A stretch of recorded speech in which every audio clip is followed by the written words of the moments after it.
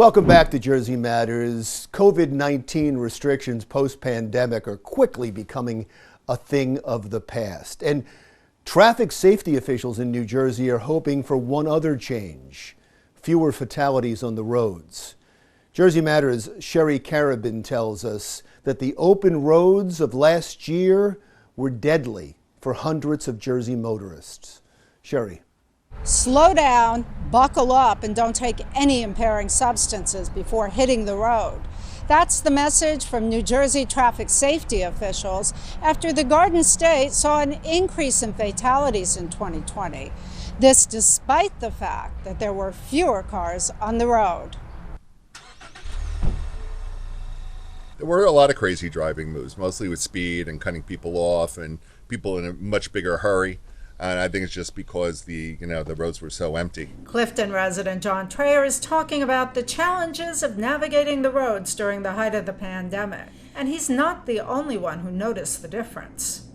People's driving has definitely gotten worse, in my opinion. In fact, according to fatal crash statistics from New Jersey State Police, 2020 was a deadly year in the Garden State, with 585 people dying in traffic accidents, including pedestrians and cyclists, a 4.8% increase from the previous year, when there were 558 deaths. Perhaps the most troubling part? There were fewer cars on the road. 2020 was an alarmingly disturbing year because we saw a significant increase in the number of fatalities nationwide and in New Jersey, even though we saw a significant downturn in the number of those who were driving because of all the lockdowns due to the coronavirus.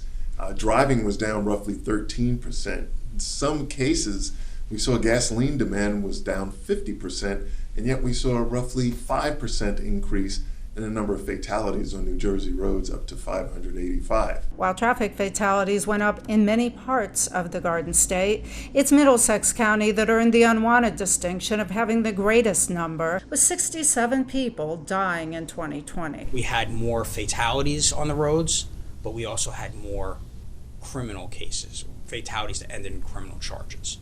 We had, in the amount of time I've been doing this for, it was one of the busiest years for us, which was surprising. Although the accidents weren't limited to major highways, this assistant prosecutor believes the county's strategic location played a role in the high number of deaths.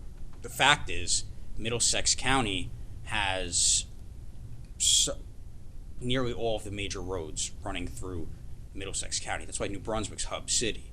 We have Route 1, Route 9, Route 18, Route 27, 287. We also have the Garden State Parkway and the New Jersey Turnpike. Everybody's got to come through us, which unfortunately means that there's a chance they're going to crash here. It's not only the number of deaths that rose in 2020, there were also 23 more fatal crashes. Interestingly, the one category where there was a lowering in the number of fatalities was in the certain age group. Those over age 65 saw a significant downturn in the number of fatalities. All the other groups went up. One of the main factors officials attribute to the high number of deaths: speeding.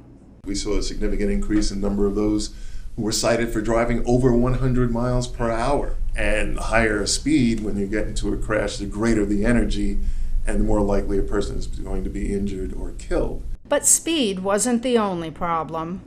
People aren't wearing their seatbelts and they're driving impaired. And we see in more and more states now legalizing marijuana that we're seeing more people that are testing positive for marijuana in their system that have been killed. They might not necessarily have been impaired, but that is a possibility. With so many people returning to the roads after taking a break from their cars, this motorist is concerned about a different issue. A lot of inexperienced drivers on the road. They don't have the muscle memory, so it makes some of the driving on the road a little rough. As summer vacation season gets underway, officials are asking residents to pay close attention to basic safety rules because they don't want to see a repeat of 2020. Reporting from New Brunswick, this is Sherry Karabin for Jersey Matters.